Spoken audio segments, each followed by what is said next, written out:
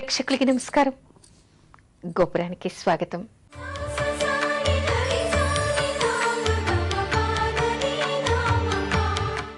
అన్నదానం వల్ల వచ్చేటువంటి ఫలితాలు ఏ విధంగా ఉంటాయి?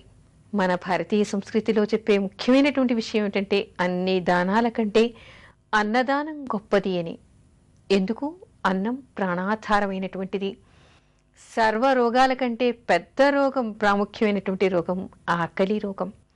ఆ ఆకలి రోగాన్ని పోగొట్టగలిగేటువంటిది అన్నం. అన్నం ప్రాణాధారమైనటువంటిది. ఆ తర్వాత ఏ దానం చేసినా కూడా ఎవరికి తృప్తి కలగదు. డబ్బు ఇస్తే మరికొంత ఇవ్వాలి అనిపిస్తుంది, వస్త్రాలు ఇస్తే ఇంకొంచెం మంచిది ఇవ్వాలనిపిస్తుంది, సువర్ణదానం, భూదానం, గోదానం ఏది చేసినా కూడా తీసుకున్న వాడికి సంతృప్తి కలగకపోవచ్చు. కానీ అన్నదానం వల్ల మాత్రం అలా ఉండదు. ఇక చాలు అంటాడు, తృప్తి పడతాడు. ఎందుకంటే కడుపు నిండిన తర్వాత ఏ వ్యక్తి కూడా తినలేడు. అందుకని దీనికి తృప్తి కూడా ఉంది. ఆ తర్వాత ప్రాణాన్ని నిలిపేటువంటిది అన్నదానం అని చెప్తారు. ఆ ప్రాణాన్ని నిలుపుతుంది, ప్రాణాధారమైంది కాబట్టి, అన్నం పరబ్రహ్మ స్వరూపం కాబట్టి దీనికి అత్యంత విలువనిచ్చారు. ఈ దానం వలన ఎంతో పుణ్యం వస్తుంది అని చెప్తారు. ఆ తర్వాత మరొకటి ఏమిటంటే ఈ అన్నదానాలు ఎప్పుడెప్పుడు చెయ్యాలి, ఎక్కడెక్కడ చెయ్యాలి, ఎలాంటి వాళ్ళకి చెయ్యాలి అనేటువంటి విశేషం కూడా చెప్పబడింది. ఏమిటి అంటే ఏ కాలాల్లో చెయ్యాలి అంటే ద్వాదశి రోజు అన్నదానం చెయ్యాలి. అంటే ద్వాదశి పారణ చేస్తాం కదా మనం, అలాంటి రోజు చెయ్యాలి. పౌర్ణిమ రోజు చెయ్యాలి, సంక్రమణం రోజు చెయ్యాలి, ఉత్తరాయణ పుణ్యకాలంలో చెయ్యాలి, దక్షిణాయన పుణ్యకాలంలో చెయ్యాలి, సంక్రాంతి రోజు చెయ్యాలి, పెద్దల తిథి రోజు చెయ్యాలి, పెళ్లిలో చెయ్యాలి. ఇలా మనకి ఎన్నో సందర్భాలు, ఎన్నో కాలాల్లో మనం అన్నదానం చేయాలి. ఏ ప్రదేశాల్లో చెయ్యాలి అనేటువంటి విశేషం కూడా ఉంది. ఇంట్లో చేస్తాం, ఇంట్లోనే కాదు, ఈ కార్తీక మాసంలో అయితే దేవాలయాల్లోనూ, ఆ తర్వాత వనభోజనాల్లోనూ ఉసిరి చెట్టు కింద అన్నదానం చేయటం విశేషంగా చెప్తారు. అదే కాకుండా ఎక్కడెక్కడ దేవాలయాలు, పుణ్యక్షేత్రాలు ఉన్నాయో అలాంటి చోట అన్నదానం చేయటం విశేషంగా చెప్తారు. అన్నిటికంటే ముఖ్యమైనటువంటిది కాశీక్షేత్రంలో అన్నపూర్ణా నిలయం కాబట్టి ఎక్కడ చేసిన దానికంటే కూడా అక్కడ చేసినటువంటి అన్నదానానికి అత్యంత విలువ ఉందని, ఎంతో పుణ్యం వస్తుందనేటువంటి విషయం కూడా చెప్తారు. అయితే ఇక్కడ మనం ఇంకో విషయం గమనించాలి. అన్నదానం చేయటానికి ప్రతిరోజు మనం పుణ్యక్షేత్రానికి వెళ్ళగలమా? ప్రతిరోజు మనం ఎక్కడికైనా వెళ్ళగలమా? అలా కాదు. తర్వాత ఇంట్లో ఏమిటంటే గిన్నెలన్నీ ఊడ్చుకుని భోజనం చేయకూడదుట. కొంతైనా అందులో మిగిల్చి కొంత మనం పనిచేసే వాళ్ళకి కానీ, ఇంటికి వచ్చిన వాళ్ళకి కానీ పెడుతూ, అంటే అలా తినగలిగిన వాళ్ళకి కానీ పెడుతూ ఉండాలి. మరో విషయం ఏం చెప్తారంటే మనకి ఆధ్యాత్మిక గ్రంథాల్లో కనిపించేది కేవలం బ్రాహ్మలకి అన్నదానం చేయటమే కాదు, బ్రాహ్మణ భోజనం విశేషమైంది. ఎందుకంటే వేదవేత్తలు, వేదస్వరూపులైనటువంటి వాళ్ళు భగవత్ స్వరూపోని బ్రాహ్మలకి మనం అన్నదానం చేస్తాం. కానీ మనకి ఆధ్యాత్మిక గ్రంథాలు, వేదాలు కూడా ఏం చెప్తున్నాయి? కేవలం బ్రాహ్మలకే కాదు, అందరికీ, అసలు ఇంటికి ఆకలితో వచ్చినటువంటి వ్యక్తి ఏ దేశం వాడని కానీ, ఏ వర్గం వాడని కానీ, ఏ కులం వాడని కానీ, తర్వాత ఏ వయస్సు వాడని కానీ, ఎలాంటి స్థితిలో ఉన్నవాడని కానీ విచారించకుండా ఇంటికి వచ్చిన వాడికి భోజనం పెట్టాలట. హీనుడే కావచ్చు, రోగే కావచ్చు, మరేమైనా కావచ్చు, వితంతువు కావచ్చు. ఇక్కడ వితంతువు అని మనం అనుకోవడానికి లేదు. చాలామంది ఆలోచిస్తూ ఉంటారు కేవలం ముత్తైదువులకు భోజనం పెట్టాలి అనేటువంటి నియమం చెప్తూ ఉంటారు. నిజమే, ముత్తైదువులు అమ్మవారి స్వరూపంగా భావించి మనం భోజనం పెడుతూ ఉంటాం. కానీ మనకి అన్నదాన విషయంలో అది చెప్పట్లేదు. వితంతువైనా భోజనం పెట్టాలి, బాలలైనా భోజనం పెట్టాలి, సేవకులైనా భోజనం పెట్టాలి. ఎలాంటి వర్గం వాళ్ళు, ఎలాంటి స్థితిలో అశుచితో ఉన్నటువంటి వాళ్ళకు కూడా భోజనం పెట్టవచ్చు. అంటే భోజనం కోసం వచ్చిన వాడికి ఆకలి కొన్నవాడు మాత్రమే, అంటే ఆకలితో ఉన్నవాడు మాత్రమే ఇక్కడ అన్నదానం తీసుకోవడానికి అర్హమైనటువంటి వ్యక్తిగా ఇక్కడ మనకు చెప్తారు. అందుకని అన్నదానం అత్యంత ప్రాముఖ్యమైనటువంటిది. అన్నదానం చేయటం వల్ల ఎంతో పుణ్యం వస్తుంది. ఎందుకంటే ఎంతో మందికి ప్రాణాధారంగా ఇది నిలుస్తుంది కాబట్టి. ఆ తర్వాత అన్నం కేవలం మనుషులకే కాదు, తప్పనిసరిగా రోజు కుక్కకి, పక్షులకి కూడా అన్నం వెయ్యాలి అనేటువంటి నియమం మన దేశంలో ఉంది. భోజనం చేసేటువంటి బ్రాహ్మడు, ఉపనయనం అయినటువంటి బ్రాహ్మడు భోజనం చేసే ముందు ఛిద్రాలుగా కొంత అన్నాన్ని పక్కన పెడతాడు. ఆ తర్వాత రోజు ఎంగిలి చేయకముందే తినే అన్నంలో మొట్టమొదటి ముద్దను తీసుకెళ్లి పక్షుల కోసం పెట్టాలి. ఆ తర్వాత ఇంటి ముందుకి వచ్చేటువంటి కుక్క కాలభైరవ స్వరూపం అని చెప్తారు. అందుకని కుక్కకు కూడా అన్నం పెట్టాలి. రోజు ఇంటి ముందర కుక్కకి అన్నం పెట్టాలి. పశుపక్షాదులకి పెట్టి ఆ తర్వాత తను భోజనం చేయాలి. భోజనం వేళకి ఇంటికి ఏ వ్యక్తి వచ్చినా తప్పనిసరిగా భోజనం పెట్టాలి. భోజనం చేయమని వాళ్ళని అడగాలి. వాడికి కడుపు నిండా మనం ఏం తింటామో మనతో సమంగా వాడికి భోజనం పెట్టాలి. అందుకే మనకి అతిథి దేవో భవ అన్నారు. మన భారతీయ సంస్కృతిలో అన్నదానానికి ఉన్నటువంటి విలువ మరి దేనికీ లేదు అని చెప్తారు. జలదానం వల్ల వచ్చేటువంటి ఫలితాలు ఏ విధంగా ఉంటాయి? మన దేశంలో మనకి జలదానం గురించి కూడా ఆధ్యాత్మిక గ్రంథాలు అత్యంత ఉత్కృష్టంగా చెప్తూ ఉన్నాయి. ఏమిటి అంటే జలదానం చెయ్యాలట. జలదానం ఎలా చేయాలి, ఎలా చేస్తారు, దీనివల్ల ఫలితాలు ఏమిటి? జలం కూడా మనకి ప్రాణాధారమైనటువంటిది. అన్నం తినకుండా 4 రోజులు ఉండొచ్చు, అవసరమైతే 1 రోజులు కూడా ఉండొచ్చు. కానీ జలం లేకుండా, నీళ్లు తాగకుండా మనం 1 రోజు కూడా ఉండలేం. అది ప్రాణాధారమైనటువంటిది. గాలి తర్వాత మనకి కావాల్సింది జలం. మన శరీరం అంతా కూడా జలంతో నిండి ఉంటుంది. జలం ఉంటుంది లోపల కూడా మనకి. అందుకని జలం ప్రాణాధారమైనటువంటిది, ప్రాణాన్ని నిలబెట్టేది.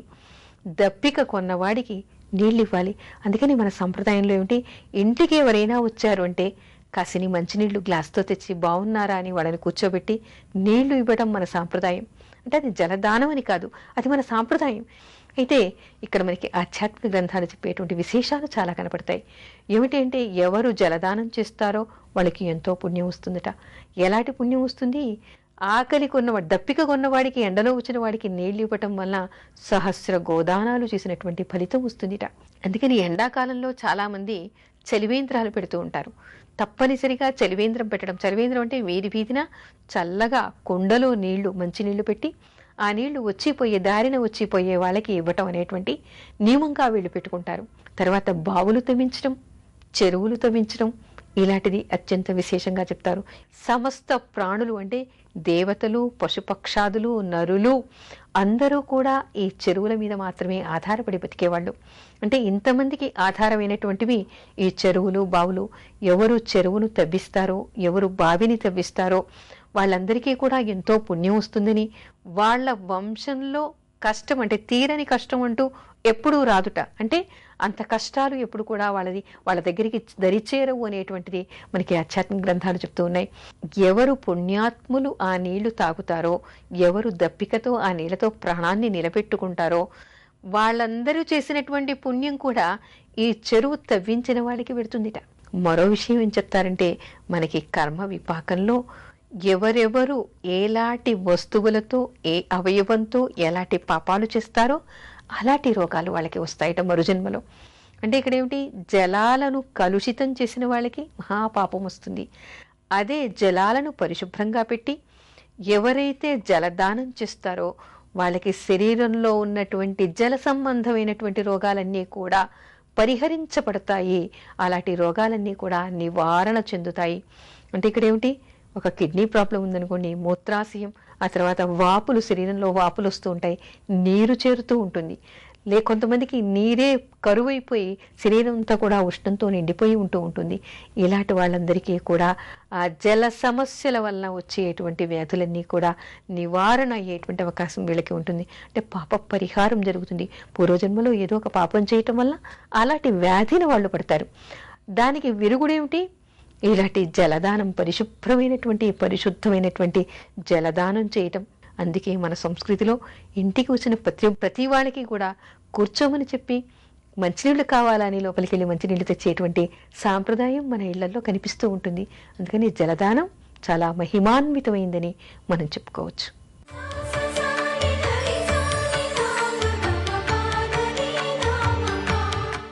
కార్తీక మాసంలో చేయవలసినటువంటి పారాయణలు ఏమిటి? కార్తీక మాసం వచ్చింది, శివుడికి పూజ చేయాలి అంటాం, విష్ణుమూర్తికి పూజ చేయాలంటాం, ఎంతో పుణ్యప్రదం అంటాం. కానీ ఏం చదవాలి, ఏం చెయ్యాలి, పూజ ఏ విధంగా చేయాలి, ఏ పారాయణలు చెయ్యాలి? కార్తీక మాసంలో మనం ముఖ్యంగా చేయవలసింది లక్ష్మీనారాయణల పూజలు, ఆ తర్వాత ఉమామహేశ్వరుల పూజలు, అంటే శివుడు పార్వతి గురించినటువంటి పూజలు చేయాలని చెప్పేసి మనకి ఆధ్యాత్మిక గ్రంథాలు చెప్తూ ఉన్నాయి. దీనికి ఏమిటి, మనం బిల్వపత్రితో శివుడికి పూజ చేయటం, తులసీ దళాలతో విష్ణుమూర్తిని పూజించడం మనకి కనిపిస్తుంది. అయితే ఎలాంటి పారాయణలు చేయాలి, ఎలాంటి పారాయణలు చేయాలి? ఇక్కడ మనకి తులసి పూజ కూడా విశేషంగా చెప్పబడింది. కార్తీక మాసంలో కార్తీక పురాణాన్ని ప్రత్యేకంగా చదవమంటారు. ఆ తర్వాత విష్ణు సంబంధమైనటువంటి పారాయణలన్నీ కూడా ఈ మాసంలో విశేష పుణ్యాన్ని ఫలితాన్ని ఇస్తాయి. అయితే విష్ణు సంబంధమైనటువంటివి ఏమి? భాగవత పారాయణం చేయడం, విష్ణు పురాణ పారాయణం చేయడం, హరినామ సంకీర్తనం, భజనం చేయడం, భజనలు చేయటం. ఇది కాకుంటే విష్ణు సహస్రనామం చేయటం లేదా విష్ణు అష్టోత్తరం చేయటం, పురుష సూక్త పారాయణం చేయటం, నారాయణ కవచం చదువుకోవటం. ఇవన్నీ కూడా విష్ణుమూర్తికి సంబంధించినటువంటి పారాయణలుగా చెప్తారు. రామరక్ష చదువుకోవడం, రామాయణం చదవటం, కృష్ణ భాగవతం చదవటం, ఇవన్నీ కూడా విశేషమైనటువంటివి ఈ మాసంలో చేయటానికి. ఇవన్నీ భాగవతం చదవటానికి చేత కాకపోవచ్చు, ఎందుకంటే చాలా టైం పడుతుంది, అది చదవటం కుదరకపోవచ్చు. నేటి ఆధునిక జీవితంలో తొందరపాటు ఎక్కువైపోయి మనకి వేగంగా చేసేటువంటి పూజలు కావాలి అందరికీ. అలాంటప్పుడు మనం ఏం చేయాలి? విష్ణు సహస్రనామ పారాయణం చేసుకుంటే చాలు. చెయ్యలేకపోతే కేవలం ఈరోజు మనకి ఆధునికంగా వచ్చినటువంటి పరికరాలు ఎన్నో ఉన్నాయి, వినొచ్చు. శ్రవణం కూడా పుణ్యం. తర్వాత శ్రవణం కూడా నవవిధ భక్తుల్లో ఒకటిగా చెప్తారు. అందుకని శ్రవణపూర్వకంగా కనీసం ఇంట్లో క్యాసెట్ పెట్టుకొనైనా వినొచ్చు. అలా విష్ణు సహస్రనామాన్ని వినటం ఏమీ చేత కాదు. రామరక్ష చదువుకోవడం అదీ చేత కాదు. నారాయణ నారాయణ అనుకోవడం అదీ చేత కాదు. శ్రీరామనామాన్ని వదలకుండా ఈ నెల మొత్తం చేసుకోవడం వల్ల కూడా అత్యంత పుణ్య ఫలంగా చెప్తారు. ఆ తర్వాత శివుడికి ఏం చేయాలి? శివుడికి మనం ప్రతిరోజు ఈ నెల రోజులు అభిషేకం చేయడం చాలా విశేషం. బిల్వార్చనలు, లక్షార్చనలు చేయటం చాలా విశేషం. అది చేయలేకపోతే రుద్రాభిషేకాలు, మనకి సోమవారాలు, కార్తీక సోమవారం కానీ, కార్తీక పౌర్ణిమ రోజు, వైకుంఠ చతుర్దశి రోజు, ఆ తర్వాత మనకి చివరగా వచ్చే మాస శివరాత్రి రోజు చేసుకోవడం విశేషం. అదీ కాకపోతే ఈ నెల రోజుల్లో ఎవరి జన్మ నక్షత్రం రోజు వాళ్ళు శివార్చన చేసుకోవడం అత్యంత పుణ్యఫలమైనటువంటిది. అదీ కాదు, చేత కాదు, ఒంట్లో బాగాలేదు లేదా పనుల ఒత్తిడి ఉంది, 24 గంటలు నమశివాయ నామాన్ని చేసుకోవచ్చు. అలా చేయటం వల్ల కూడా వీళ్ళకి పుణ్యం లభిస్తుంది. ఈ విధంగా కార్తీక మాసాన్ని పుణ్యప్రదంగా భగవదారాధనతో, శివనామాలతో, విష్ణునామాలతో వెళ్ళబుచ్చడం వలన సకల రోగాలు పోతాయని, సకల సంపదలు కలుగుతాయని, ఆ తర్వాత ఇప్పటి వరకు ఆ రోజు వరకు ఎన్నో జన్మల నుంచి చేసేటువంటి పాపాలన్నీ పరిహరింపబడతాయని, ముక్తిప్రదం అని చెప్పేసి మనకి ఆధ్యాత్మిక గ్రంథాలు చెప్తూ ఉన్నాయి.